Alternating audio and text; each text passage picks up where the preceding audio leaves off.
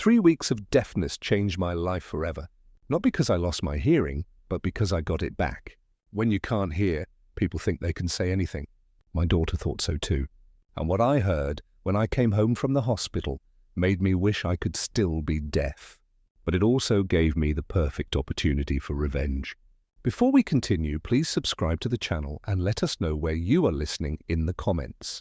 The heart monitor's steady beep hit me like a symphony.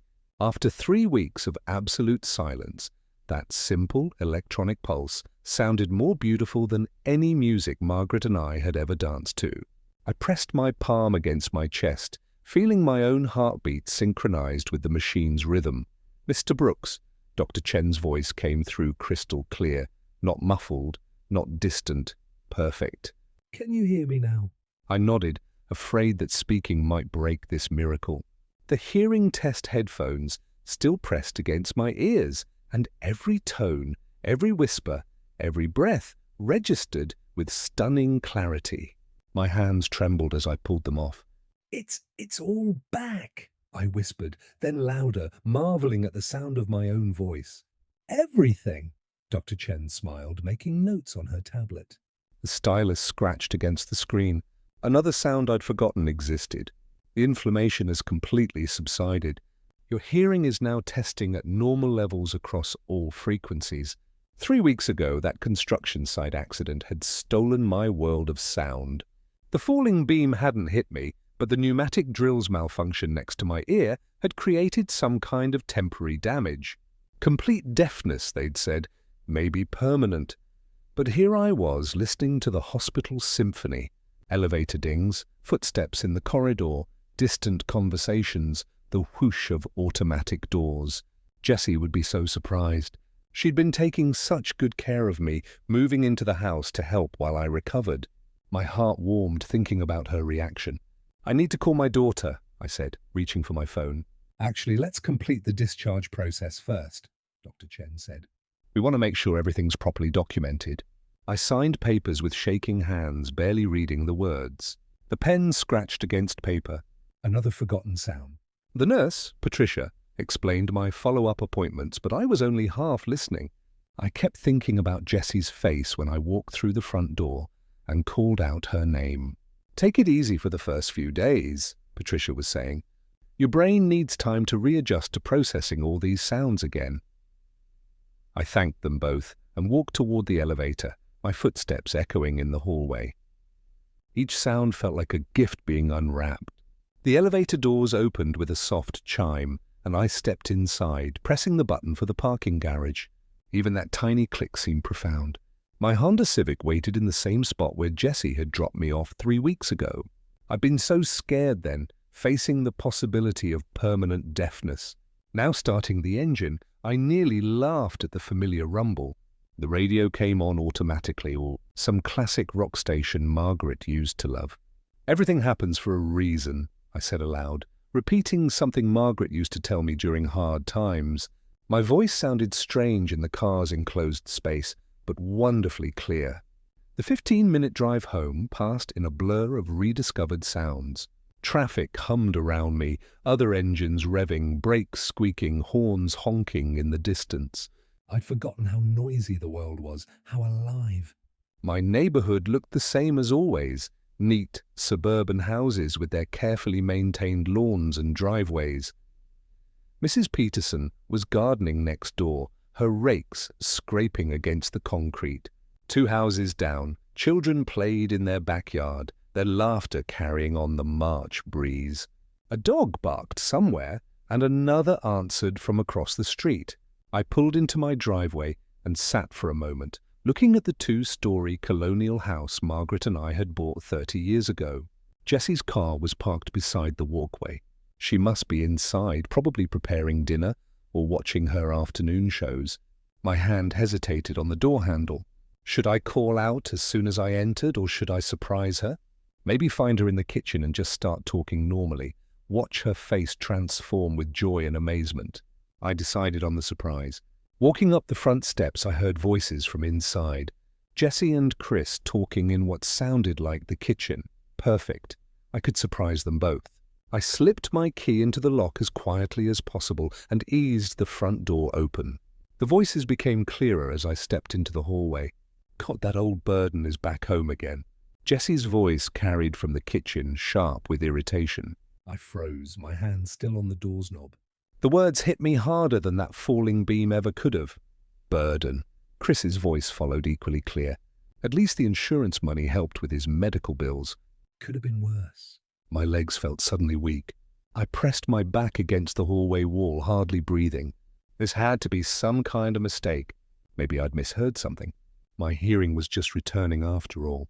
But Jessie's next words cut through any hope of misunderstanding. I just want this whole thing over with. 3 weeks of pretending to care about his every need. I'm exhausted. The world tilted around me. These were my daughter's words, my daughter's voice, speaking about me like I was some unwanted obligation. The daughter I'd supported through college, helped through her divorce, welcomed into my home whenever she needed help. I remained perfectly still in that hallway, listening to the two people I'd trusted most in the world, realizing they had no idea I could hear every word they were saying. My chest felt like someone had reached inside and twisted everything around. The hallway seemed to stretch and contract with each heartbeat as Jessie's words echoed in my mind. That old burden. 3 weeks of believing she was there because she loved me, because she wanted to help her father through the worst crisis of his life. I've been such a fool. My legs threatened to give out, but I forced myself to stay upright, pressed against the wall. I needed to hear more. I needed to understand exactly what I was dealing with before I made any decisions. Moving carefully along the hallway, I positioned myself closer to the kitchen doorway. Their conversation continued, and each word felt like another nail in the coffin of my trust. Sunset Manor has good reviews, Jessie was saying. And it's not too expensive. The insurance settlements should cover the initial deposit. Chris chuckled, a sound that had once seemed friendly. Once he's out of here, we can finally start renovating this place. New kitchen, maybe knock out that wall between the dining room and living room. The realtor said it could add 50,000 to the value, Jessie added. Maybe more, depending on what we do with the master bathroom. They were planning my life like I was already dead, discussing my house like it was already theirs. I gripped the wall so hard, my knuckles went white, fighting to keep my breathing silent. But they weren't finished. Think he suspects anything? Chris asked. Are you kidding? He can't hear a thing. Poor old man just sits there nodding and smiling while I write him notes. It's actually kind of pathetic. The contempt in her voice, my own daughter's voice, made my stomach turn. I thought about all those notes she'd written over the past 3 weeks. All those exaggerated smiles and gentle pats on my shoulder. Performance, all of it. I had to test this. I had to see just how good their acting really was. Taking a deep breath, I coached myself silently. Act confused. Act grateful. Watch their faces and see how well they can lie to someone they think can't catch them. I walked into the kitchen, making sure my footsteps were slightly heavier than usual, like someone uncertain of their balance. Jessie and Chris were sitting at the kitchen table, and their transformation was immediate and complete. Dad. Jessie jumped up, her face instantly flooding with what looked like genuine concern. She rushed over and took my arm gently. How are you feeling? You look tired. The same voice that had called me a burden 60 seconds ago now dripped with fake sweetness. I let myself lean into her touch, playing the part of the grateful, confused father. Chris raised his voice unnecessarily, the way people do when they think someone can't hear properly. Hey there, Thomas. How did the appointment go? I nodded and shrugged, then pointed to my ears with a questioning expression. Jessie immediately grabbed a notepad from the counter. She'd gotten quite good at this routine over the past 3 weeks. She wrote, "Doctor says hearing might return soon." That's wonderful news. I read the note, letting hope flood my expression. Inside, I catalogued every detail of her performance. The way she widened her eyes to look excited. The way she squeezed my shoulder like she was sharing in my joy. The way Chris nodded enthusiastically beside her, as if he cared about anything other than when I'd be out of his way.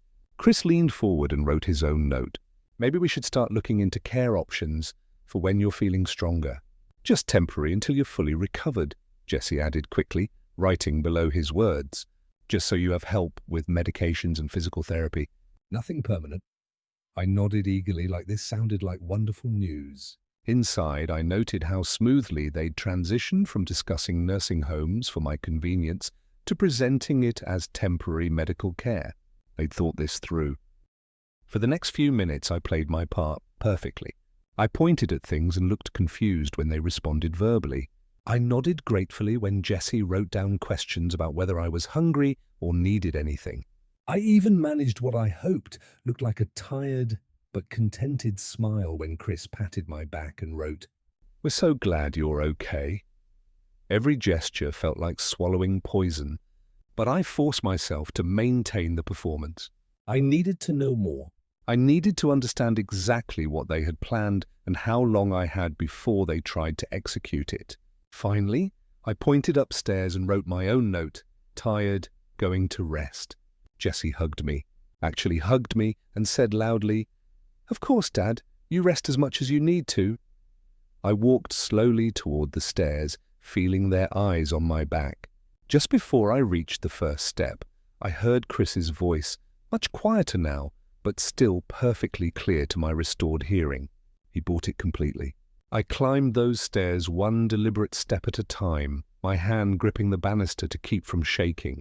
When I reached my bedroom, I closed the door quietly and sat on the edge of the bed Margaret and I had shared for 30 years. The house felt different now. The walls that had always meant safety and family now felt like a trap. The daughter I'd raised and loved had become a stranger, wearing Jesse's face, and I was apparently nothing more than an obstacle between her and my money. I stared at the frame photo on my nightstand.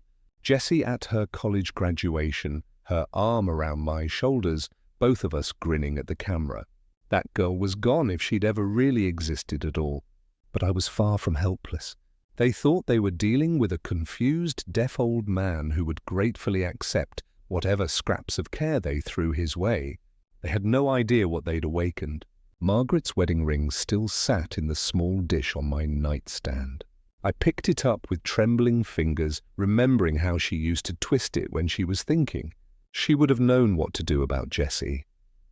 She always saw through people better than I did. From downstairs, I could hear their voices continuing in the kitchen. They thought they had all the time in the world to plan my future. I set Margaret's ring back and moved carefully toward my bedroom door. The old house had excellent acoustics. I'd helped design some renovations myself 20 years ago. The heating vent near the stairs carried sound from the kitchen beautifully. And if I positioned myself just right in the hallway, I could hear everything. I tested each step, remembering which floorboards creaked. The third step groaned on its left side, but the right edge stayed silent.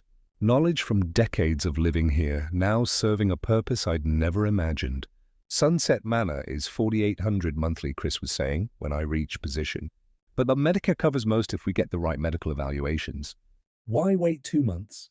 Henderson could do the evaluation next week. We say Dad's been having episodes, wandering, confused, forgetting to eat, leaving the stove on.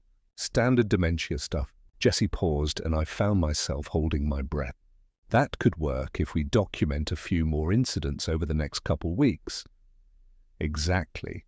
By month's end, we could have him placed and be looking at house listings. I stared at the ceiling, mind racing. They weren't just betraying me.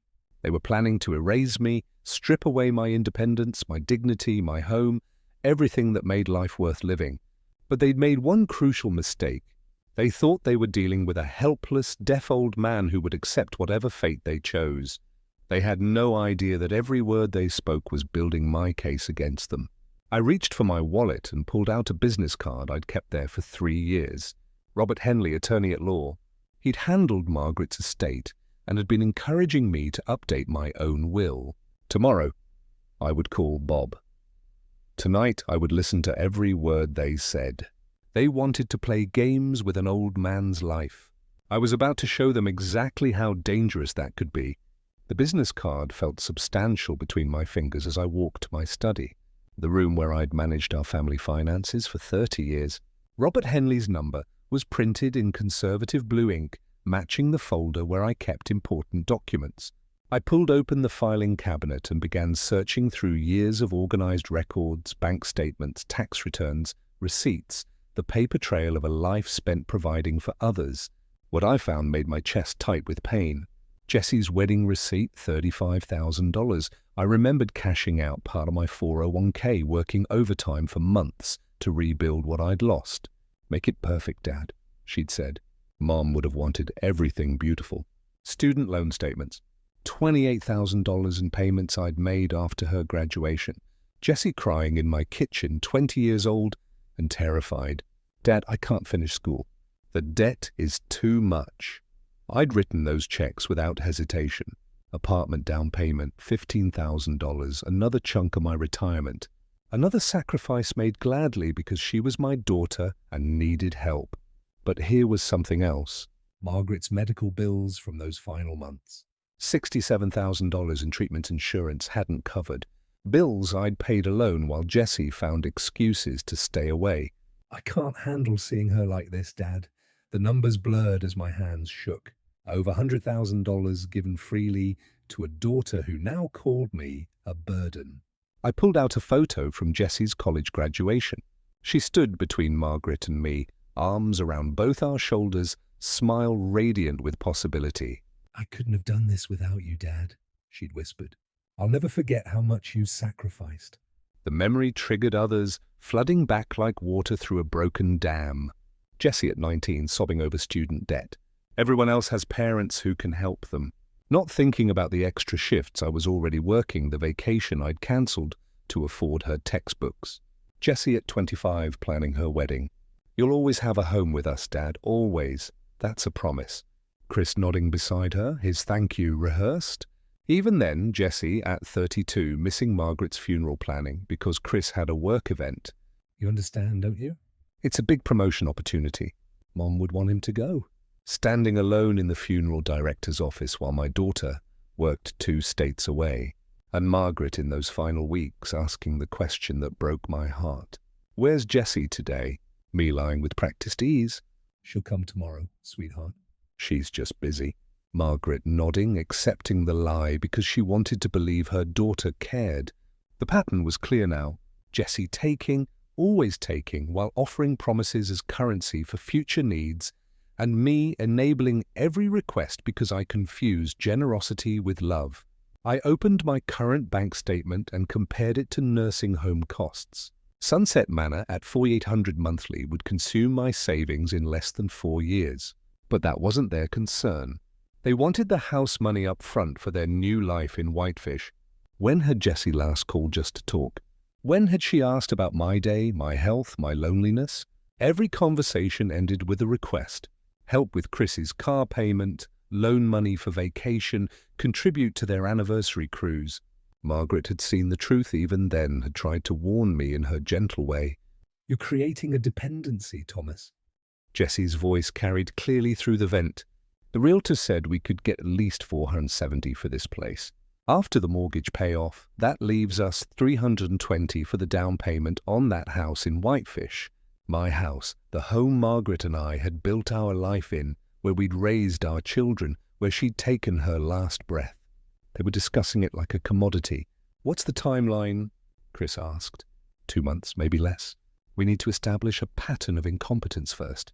Document incidents, memory issues. Dr. Henderson owes me a favor from when I helped him buy that Camaro. He could write up whatever evaluation we need. I gripped the banister so hard my knuckles went white. They weren't just planning to abandon me. They were planning to fabricate evidence of mental decline. My own daughter was plotting to destroy my reputation and independence. Footsteps moved across the kitchen floor, and Jessie's voice grew closer. I should check on him, make sure he's not getting suspicious. I moved quickly but silently back to my bedroom, positioning myself as if I'd been napping. I'd learned to control my breathing during those long nights watching over Margaret. Jessie's footsteps climbed the stairs, avoiding that creaky third step I noticed. "Dad," she spoke loudly, "I brought you some tea." I opened my eyes slowly, blinking as if disoriented. Jessie stood in my doorway holding a steaming mug, her face arranged in loving concern that made my stomach turn. She set the mug on my nightstand right next to Margaret's ring dish. The symbolism wasn't lost on me, my wife's memory displaced by my daughter's deception. "You looked tired earlier," Jessie said, speaking slowly. "Are you feeling okay?" I nodded and reached for the notepad. I wrote, "Thank you." "You're so good to me." The words tasted like poison, but Jessie's smile brightened. She patted my shoulder with what might have looked like affection to anyone who couldn't see the calculation in her eyes. "Rest as much as you need, Dad. Chris and I are taking care of everything." After she left, I lay still, listening to her footsteps retreat. Then I heard her voice again, reporting back to Chris. "He's completely clueless, just like we planned. Drinking his tea like a good little patient." Chris chuckled. "Perfect. Maybe we should accelerate the timeline," she'd said after I'd paid for Jessie's third car repair in 6 months. "She needs to learn to solve her own problems." "She's our daughter," I'd argued. "We help family." "There's a difference between helping and enabling," Margaret had replied. "And there's a difference between gratitude and entitlement," now surrounded by evidence of my misguided generosity. I understood what my wife had been trying to tell me. Jessie hadn't learned to appreciate my help. She'd learned to expect it. When I became the one needing care, she'd seen only a burden blocking her access to what she'd always considered rightfully hers. I looked at the photo one more time, then placed it face down in the drawer. The girl in that picture was gone. In her place was a woman who would fabricate mental illness to steal my independence, who would conspire with a doctor to declare me incompetent, who would sell the home where her mother died to fund her own dreams. But I wasn't confused. I was angry, and I was going to call Robert Henley first thing in the morning. I reached for my address book, flipping to the H section where I'd written his home number years ago. Some conversations couldn't wait for business hours. They were planning something, and from the tone, it wasn't good. "Michael, they're moving faster than I expected." I think they're going to try something tomorrow. Michael, I can hear every word you're saying perfectly, I said into the phone, my voice steady despite the magnitude of what I was about to reveal. 3 days ago, my hearing came back completely, but I've been pretending to be deaf because of what I discovered about your sister. Dad, if you can hear, why didn't you tell Jessie? Why keep pretending? Because the first thing I heard when I came home From the hospital was Jessie calling me that old burden while discussing plans to put me in Sunset Manor. She calculated exactly how much my house would be worth after they sold it, $470,000 after the mortgage payoff. They want to use my money to buy a place in Whitefish. Michael's voice was tight with disbelief. "She actually said that, called you a burden?" Those were her exact words. But that's not the worst part, son. They have a doctor friend named Henderson who's going to create forged medical evaluations declaring me mentally incompetent. They plan to have me declared unfit and then contest any legal decisions I'd made. Jesus, Dad, that's elder abuse. That's fraud. Now you understand why I changed the will. I had to protect myself before they could execute their plan. But Michael, there's more. Tonight I heard them say, "Dr. Henderson confirmed Friday morning." They're accelerating their timeline. I could hear Michael breathing heavily, processing the full scope of his sister's betrayal. Dad, I feel sick. All those years you supported her, paid for her wedding, helped with her student loans, everything. And this is how she repays you. Your mother always saw through Jessie's act. I should have listened to Margaret more carefully. What do you need me to do? Should I come there? I can take Friday off work. Not yet, son. When Jessie calls you back, and she will, I want you to play along. Tell her you're concerned about my mental state. Maybe suggest you're thinking of coming to visit this weekend. You want me to lie to her? I want you to give her enough rope to hang herself with. She's going to call you again, probably tonight. She's desperate now, and desperate people make mistakes. From downstairs came the sound of urgent voices.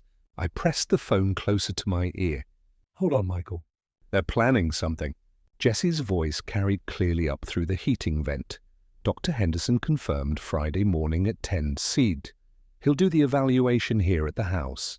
Chris responded, "What if the old man refuses to cooperate?" "He won't have a choice. Henderson will say he's displaying signs of dementia, confusion, memory loss, inability to make rational decisions. With the will change as evidence of mental instability, we'll have grounds for a competency hearing. And Michael? Michael's having doubts about Dad's mental state. I planted the seeds tonight. If I call him back tomorrow with more concerns, he might even support having Dad evaluated. I returned to the phone, my voice grim. Michael, did you hear any of that? Enough. Dad, they're planning to have you declared incompetent on Friday morning. We can't let that happen. No, we can't. But I have an idea. When Jessie calls you tomorrow, I want you to sound worried about me. Tell her you think an evaluation might be a good idea. Dad, I don't like lying to family. Son, she stopped being family the moment she decided to steal my independence and sell my home. She's counting on your decency to help her commit fraud. Michael was quiet for a moment. You're right. What else do you need me to do? Keep playing the concerned brother until I give you the signal. And Michael, document everything she tells you. Every lie, every manipulation. We might need it later. What are you planning, Dad? I looked around my bedroom. Margaret's jewelry box on the dresser. Our wedding photo on the nightstand. The life we'd built together in this house that Jessie wanted to sell. I'm planning to remind your sister exactly who she's been underestimating. She thinks she's dealing with a confused, helpless old man. Tomorrow she's going to discover just how wrong she's been. Be careful, Dad. If she's desperate enough to commit fraud, there's no telling what else she might do. Don't worry about me, son. I survived 30 years as a construction engineer and 5 years of grief. I can handle one greedy daughter and her worthless husband. After we hung up, I sat in the darkness of my bedroom, listening to Jessie and Chris planning their final assault on my freedom. They had no idea their victim had been listening to every word, documenting every lie, and preparing his own surprise. Through the kitchen window blinds, I watched Jessie and Chris load shopping bags into their 2018 Ford Escape. Jessie was gesturing frantically at something on her phone, while Chris checked his watch for the third time in 2 minutes. We'll be back by 2 p.m. I heard Chris call toward the house, though they thought I couldn't hear him. Don't forget Dr. Henderson comes tomorrow at 10 sharp.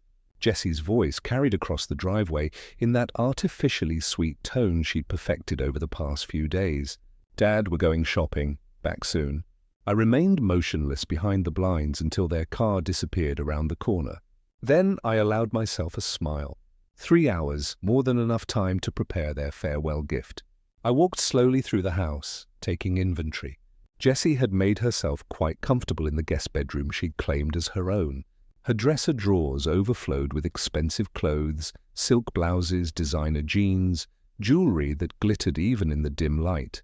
All purchased, I noticed from the receipts scattered on her nightstand with credit cards that showed my address as the billing location. Chris had claimed the guest closet for his belongings, 3 business suits, golf clubs, an expensive laptop, electronic gadgets I couldn't even identify. The price tags on his golf bag alone would have fed a family for a month. From the basement storage room, I retrieved 2 large suitcases Margaret and I had used for our anniversary trips to Yellowstone. The leather was still supple, the brass fittings still bright. These bags had carried happy memories once. Now they would carry something else entirely. I began with Jessie's things, folding each item with the same meticulous care I'd once used for architectural blueprints. Her wedding dress preserved in plastic since her marriage to Chris. The photo albums from college funded with my retirement money. The jewelry box I'd given her for her 16th birthday, now filled with pieces I'd never seen her wear. Chris's belongings went into the second suitcase. His expensive electronics, his collection of golf accessories, the leather portfolio containing some Zen business cards from jobs he'd never quite managed to keep.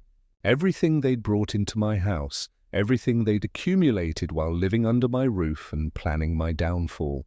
As I packed, I found myself remembering Margaret's words from Jessie's last visit before she got married.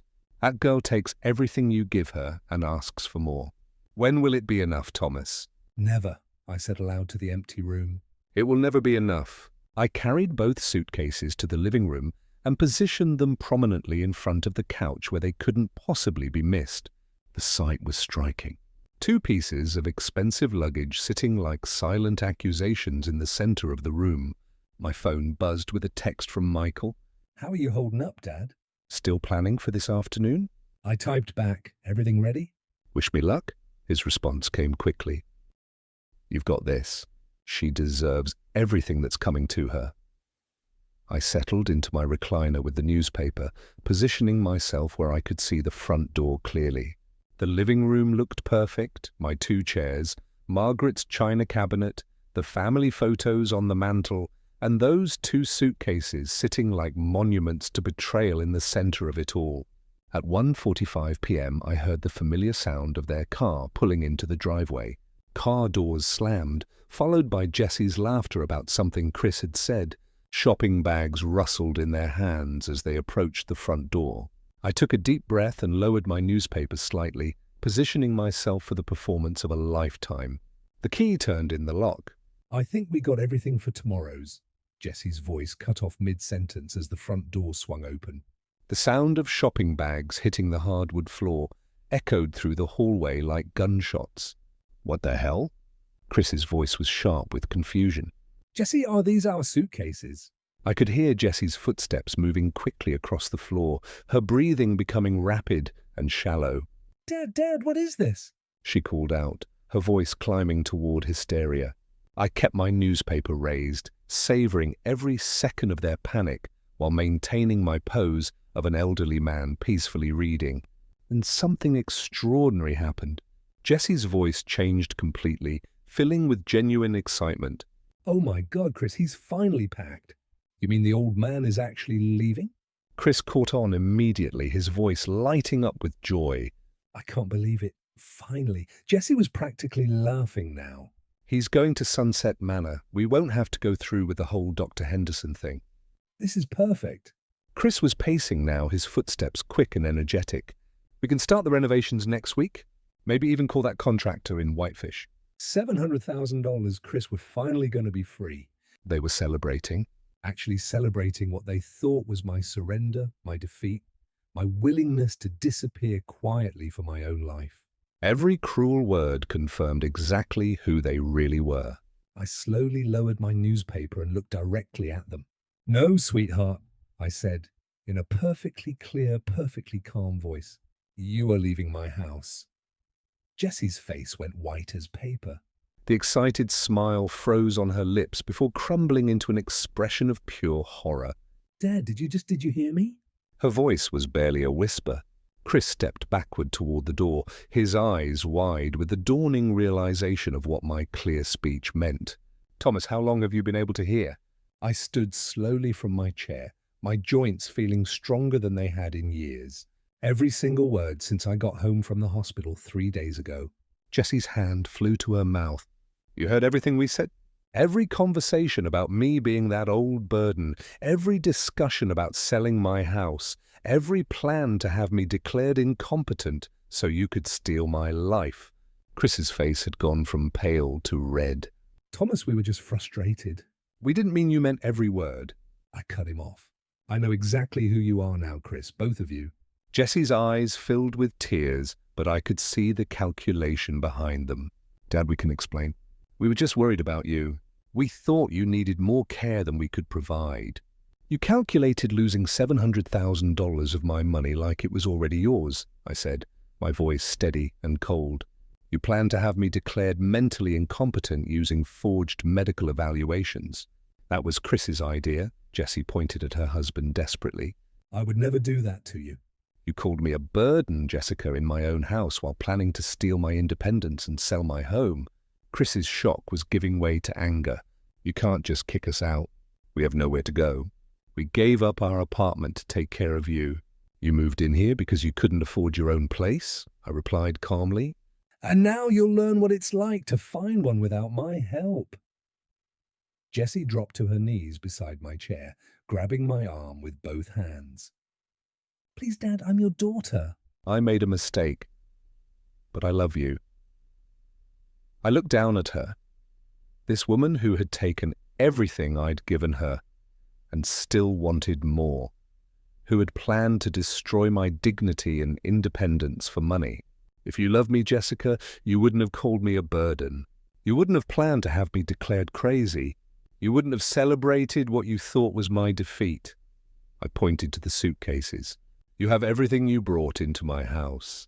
Everything you've accumulated while living here, rent-free and planning my future. That's more than you deserve. Jessie's composure shattered completely. Tears streamed down her face as she dropped to her knees beside my chair, clutching at my arm with both hands. Dad, you're breaking my heart. I'm your little girl. I'm your daughter. Her voice cracked, with what might have sounded like genuine emotion to someone who hadn't heard her celebrating my supposed surrender just minutes earlier. Please don't do this to me. Mum would be devastated to see you treating your own daughter this way. That was too much. I looked down at her with eyes as cold as winter frost. Your mother warned me about your selfishness before she died. Jessica, she said, watch out for Jessie. She only comes around when she needs something. Jessie's tear-streaked face went pale. She never said that. You're making it up. She said it after you asked me for $5,000 to pay for your anniversary cruise while she was in hospice care. That's not... I never... Jessie's voice faltered as the memory hit her. Chris stepped forward, trying a different approach. Thomas looked, we all made mistakes here. But we're family. We can work this out. Jessie seized on his words, her tears switching off like a faucet. Yes, Dad, we can fix this. I'll take better care of you. We'll cancel everything with Dr. Henderson. We'll be completely different. You showed me exactly who you really are, I replied steadily. And I believe you. But people change. Jessie's voice climbed toward hysteria. Give us another chance, please. Chris's attempt at reasonableness was cracking. His face reened as his voice rose. You can't just throw us out like garbage. We have legal rights here. Actually, Chris, you have zero legal rights to my house. You're not tenants. You're not family members with any claim. Your house guests who have worn out their welcome will contest the will. Chris jabbed his finger at me. Will prove you're mentally incompetent.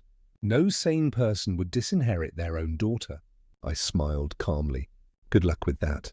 My lawyer has recordings of all our conversations about your plans. The blood drained from Chris's face. What recordings? You can't record private conversations without consent. Of course, there were no recordings, but the psychological effect was immediate and devastating. Jessie's eyes went wide with terror. Dad, please. We were just stressed. We didn't mean any of it. We were scared and said stupid things. You meant every word. You calculated my net worth down to the last dollar. You planned my future like I was already dead. Chris's desperation was making him aggressive. Where the hell are we supposed to go? We don't have any money.